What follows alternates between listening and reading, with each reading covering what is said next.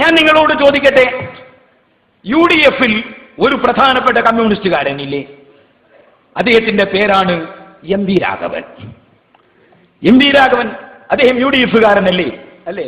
നിങ്ങളോടൊക്കെ ചോദിക്കാം, അല്ലേ? ഗൗരിയമ്മയും കൊണ്ടുപോലും ആയിക്കോട്ടെ, ഏതായിരുന്നാലും ശരി. അങ്ങനെ രണ്ട് പ്രധാനപ്പെട്ട കമ്മ്യൂണിസ്റ്റ് നേതാക്കളുടെ കീഴിൽ അനുയായികളും കമ്മ്യൂണിസ്റ്റ് നേതാക്കളും UDF-ലില്ലേ? ഇനി ഞാനൊക്കെ എന്റെ ചെറുപ്പകാലത്ത് ഇവിടെ അച്യുതമേനോൻ സർക്കാരാണ് ഭരിച്ചിരുന്നത്. CH മുഹമ്മദ് കോയ സാഹിബായിരുന്നു അതിലെ വലിയ ഒരു മന്ത്രി.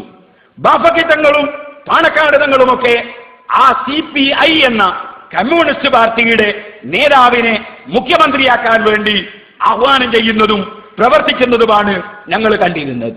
ആ ബാഫക്കി തങ്ങൾ കമ്മ്യൂണിസത്തിലേക്ക് ആളെ കൊണ്ടുപോയവരാണെന്ന് പറയാൻ നിങ്ങൾക്ക് സാധിക്കുമോ? പാണക്കാട് തങ്ങളെ പറ്റി പറയാൻ സാധിക്കുമോ? ഞാൻ ഒന്നുകൂടി ചോദിക്കട്ടെ, ഇവിടെ കമ്മ്യൂണിസ്റ്റ് പാർട്ടിയുമായി ഒരു കാലത്ത് മുസ്ലിം ലീഗ് തന്നെ ഇവിടെ ഭരണത്തിൽ പങ്കാളിത്തം വഹിച്ചിട്ടില്ലേ? അങ്ങനെ വഹിച്ചിരിക്കെ ഞങ്ങൾ കമ്മ്യൂണിസ്റ്റ് പാർട്ടി ഉൾക്കൊള്ളുന്ന LDF-നോ UDF-നോ വോട്ട് ചെയ്യുന്നത് ഹറാമാണെന്നോ അല്ലെങ്കിൽ അത്തരക്കാരൊക്കെ കമ്മ്യൂണിസ്റ്റുകാരാണെന്നോ ഞങ്ങൾ ഫത്വ കൊടുക്കണമെങ്കിൽ നിങ്ങളുടെ ഫത്വ കമ്മിറ്റി പോലെ പിന്നെ തിരുത്തുന്ന ഫത്വ കമ്മിറ്റിയാണോ ഞങ്ങളുടേത്? ഞാനത് വെറുതെ പറഞ്ഞതല്ല. മുസ്ലിം ലീഗിന്റെ നേതാവായ ചെർക്കുളം അബ്ദുള്ള സാഹിബ് കാഫിറാണെന്ന് നിങ്ങളുടെ ഫത്വ കമ്മിറ്റി ഫത്വ കൊടുത്തിട്ടില്ലേ? ആ ഫത്വ 2 ദിവസം കൊണ്ട് നിങ്ങൾ തന്നെ തിരുത്തിയിട്ടില്ലേ? ഇപ്പോൾ ജനറൽ സെക്രട്ടറി ചോദിക്കുന്നു, നിങ്ങൾ എന്തിനാണ് ഇദ്ദേഹത്തെ താങ്ങുന്നത്? താങ്ങാൻ പറ്റുന്നതിനെയല്ലേ താങ്ങാൻ പറ്റുന്നവർ താങ്ങുക? അത് സ്വാഭാവികമല്ലേ? നിങ്ങളെ താങ്ങിയിട്ട് കിട്ടിയതെന്താ? നിങ്ങളെ താങ്ങിയിട്ട് മുസ്ലിം ലീഗിന്റെ ഒരു നേതാവിനെ പരസ്യമായി കാഫിറാണെന്ന് പ്രഖ്യാപിക്കുകയല്ലേ നിങ്ങൾ ചെയ്തത്? 2 ദിവസം കഴിഞ്ഞപ്പോൾ ആ ഫത്വ പിൻവലിക്കുകയല്ലേ നിങ്ങൾ ചെയ്തത്? നിഷേധിക്കാൻ കഴിയുമോ? ഇനിയും ചോദിക്കട്ടെ, നിങ്ങളെ താങ്ങാൻ പറ്റുമോ? കാരണം ഞാൻ ആധികാരികമാണ്, തെളിവ് സഹിതമേ പറയുന്നുള്ളൂ. ഞാൻ എന്റെ ജീവിതത്തിൽ അങ്ങനെയേ പറഞ്ഞിട്ടുള്ളൂ. അങ്ങനെയേ ഇനി ഇൻഷാ അല്ലാഹ് മരിക്കുന്നത് വരെ ആരോഗ്യമുണ്ടെങ്കിൽ പറയുകയും ഉള്ളൂ. ഞാൻ ചോദിക്കട്ടെ, ഇവിടെ കൊടിയത്തൂരിൽ ഒരു മുബാഹല നടന്നിട്ടില്ലേ? ശാപപ്രാർത്ഥന. ആ ശാപപ്രാർത്ഥനയിൽ ഖാദിയാനികളോട് സഹകരിച്ചത് നിങ്ങളല്ലേ? അന്ന് ശാപപ്രാർത്ഥന നടത്തിയിട്ട് 6 മാസത്തിനകം ഇവിടെ സത്യം വെളിച്ചത്താകുമെന്ന് നിങ്ങൾ പ്രഖ്യാപിച്ചിട്ടില്ലേ? ഞാൻ പത്രം സൂക്ഷിച്ചിട്ടുണ്ട്. അങ്ങനെ 6 മാസം കാത്തിരുന്നതിന് ശേഷം ഇവിടുത്തെ കമ്മ്യൂണിസ്റ്റുകാർ ദേശാഭിമാനി പത്രത്തിൽ ഒരു യുക്തിവാദി അതാ ദൈവം ഇല്ലെന്നുറച്ചു. കാരണം AP വിഭാഗം സുന്നികളല്ലാത്ത എല്ലാവരും പങ്കെടുത്തുകൊണ്ട് ശാപപ്രാർത്ഥന നടത്തിയിട്ട് 6 മാസത്തിനകം ഒന്നുകിൽ ഖാദിയാനി നശിക്കും, അല്ലെങ്കിൽ ഖാദിയാനിയുടെ മറുവശത്തുള്ളവർ നശിക്കും എന്നുറപ്പാണെന്ന് പ്രഖ്യാപിച്ചിട്ട് 6 മാസം കഴിഞ്ഞപ്പോൾ ദൈവം മിണ്ടിയില്ല, അതുകൊണ്ട് ദൈവമില്ലെന്നുറച്ചു എന്ന് കമ്മ്യൂണിസ്റ്റുകാരെ കൊണ്ട് ദേശാഭിമാനിയിൽ ലേഖനം എഴുതിച്ചത് നിങ്ങളല്ലേ? മറുപടി പറയണം നിങ്ങൾ. ആരാണ് ഇവിടെ കമ്മ്യൂണിസം വളർത്തുന്നത്? ആരാണ് ഇവിടെ കമ്മ്യൂണിസം വളർത്തുന്നത്? ആരാണ് ഇവിടെ യുക്തിവാദം വളർത്തുന്നത്? ഇനിയും ചോദിക്കട്ടെ, കാസർഗോഡും മൊഗ്രാൽ പുത്തൂരിൽ ശംസിയ തരീഖത്തിലുള്ള ജനങ്ങൾ കാഫിറാണെന്ന് നിങ്ങൾ ഫത്വ കൊടുത്തിട്ടില്ലേ? ആ ഫത്വ കൊല്ലങ്ങൾക്ക് ശേഷം നിങ്ങൾ പിൻവലിച്ചിട്ടില്ലേ? ഇത്തരത്തിലുള്ള സംഭവ വികാസങ്ങൾ അറിയുന്ന ചെർക്കുളം അബ്ദുള്ള സാഹിബ് അടക്കമുള്ള, ശിഹാബ് തങ്ങൾ അടക്കമുള്ള, അഹമ്മദ് സാഹിബ് അടക്കമുള്ള, കുഞ്ഞാലിക്കുട്ടി സാഹിബ് അടക്കമുള്ള ലീഗ് നേതൃത്വം, ആ ലീഗ് നേതൃത്വം നിങ്ങൾ താങ്ങാൻ പറ്റാത്തൊരു വസ്തുവാണെന്ന് അവർക്ക് ബോധ്യപ്പെട്ടതിന്റെ പേരിൽ അവർ കാന്തപുരം ഉസ്താദിനെ സമീപിച്ചാൽ അവരെ നിങ്ങൾ ചീത്ത പറയേണ്ടതുണ്ടോ? കുറ്റം നിങ്ങൾക്കാണോ അവർക്കാണോ? ആരാണ് താങ്ങാൻ പറ്റുന്നവരെന്ന് ചിന്തിക്കാനുള്ള ബുദ്ധി പോലും ഇല്ലാത്തൊരു സമൂഹമാണ് ലീഗ് നേതൃത്വമെന്ന് നിങ്ങൾ തെറ്റിദ്ധരിച്ചു പോയോ? എന്തേ നിങ്ങൾക്ക് സംഭവിച്ചു പോയത്? ഇനിയും ഞാൻ ചോദിക്കട്ടെ, തീർന്നില്ല. ഇങ്ങനെ ഒരുപാട് വിഷയങ്ങൾ പറയാനുണ്ട്. ഇവിടെ ആളുകൾ എല്ലാം മറന്നു പോകുമെന്നാരും ധരിക്കരുത്.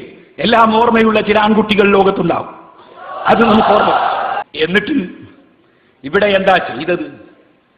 അത്ഭുതം തന്നെ. ഞാൻ വായിച്ചു കേൾപ്പിക്കാം, കുറച്ച് നിങ്ങൾ ക്ഷമിക്കണം. കുറച്ച് ആയുർവേദ ചികിത്സ ആവശ്യമില്ല, വെറും ഇംഗ്ലീഷ് മരുന്ന് പോരാ.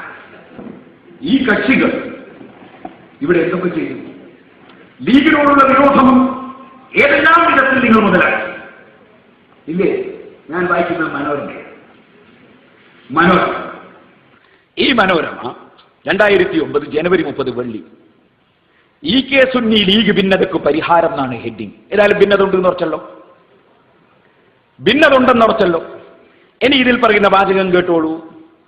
മുസ്ലിം ലീഗ് ദേശീയ അധ്യക്ഷൻ E. അഹമ്മദ് കാരന്തൂരിൽ നടന്ന മർക്കസ് സമ്മേളനത്തിൽ പങ്കെടുത്തതും പാണക്കാട് മുഹമ്മദ് അലി ശിഹാബ് തങ്ങൾ മർക്കസ് സുവനീറിൽ ലേഖനമെഴുതിയതും സമസ്ത നേതാക്കളെ പ്രകോപിപ്പിച്ചിരുന്നു.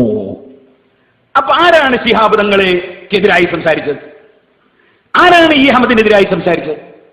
തീർന്നില്ല, കേട്ടോളൂ, ഇനിയും കേട്ടോളൂ.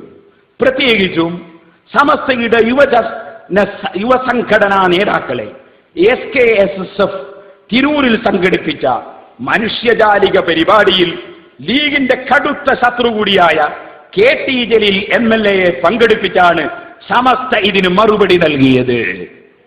അപ്പൊ ചോദിക്കട്ടെ, ആരാണ് ഇടതുപക്ഷത്തെ പങ്കെടുപ്പിച്ച് ലീഗിനോടുള്ള വിരോധം തീർത്തത്? ഞങ്ങൾ ഏത് പരിപാടി നടത്തുമ്പോഴും ലീഗുകാരെയും ക്ഷണിക്കും, കോൺഗ്രസുകാരെയും ക്ഷണിക്കും, ഇടതുപക്ഷക്കാരെയും ക്ഷണിക്കും, വലതുപക്ഷക്കാരെയും ക്ഷണിക്കും.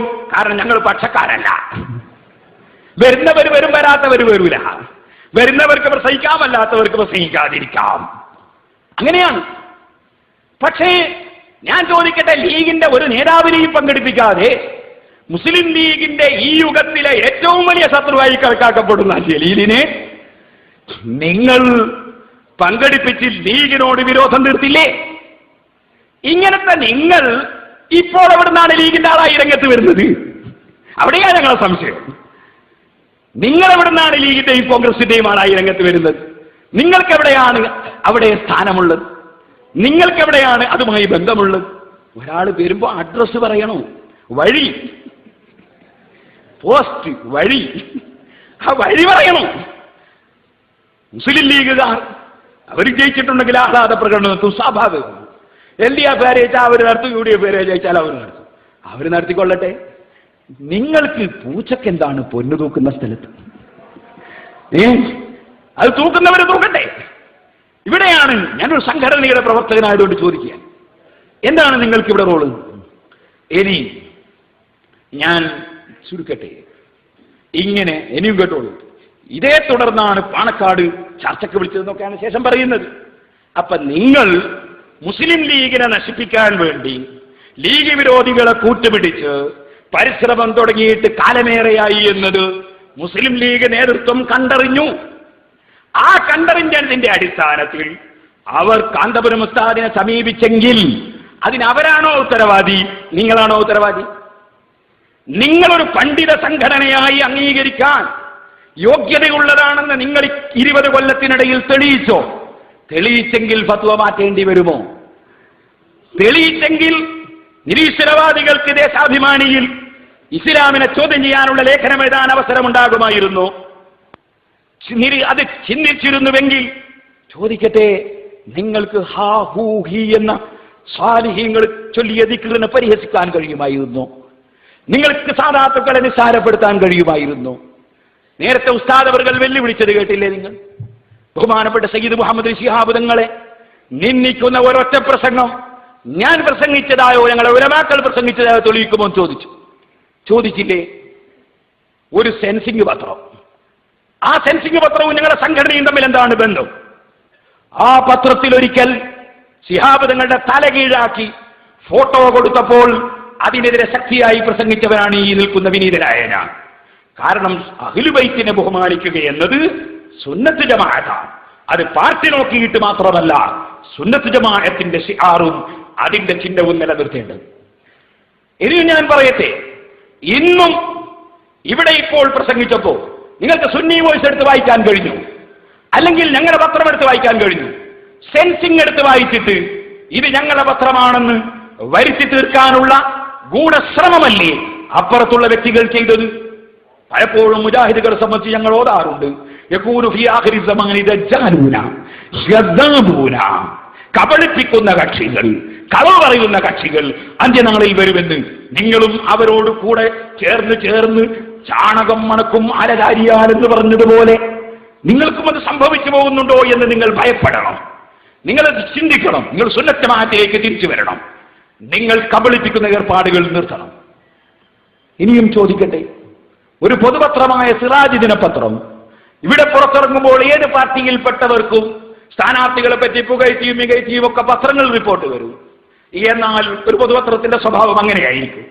എന്നാൽ അതുപോലും വായിക്കാതെ നിങ്ങളിവിടെ മുഖപത്രം, ഇവരുടെ മുഖപത്രം എന്ന് പറഞ്ഞ് ഒരു വാറോല വായിച്ചല്ലോ. ആ വാറോലയും ഞങ്ങളുടെ സംഘടനയും തമ്മിലുള്ള ബന്ധം എന്താണ്?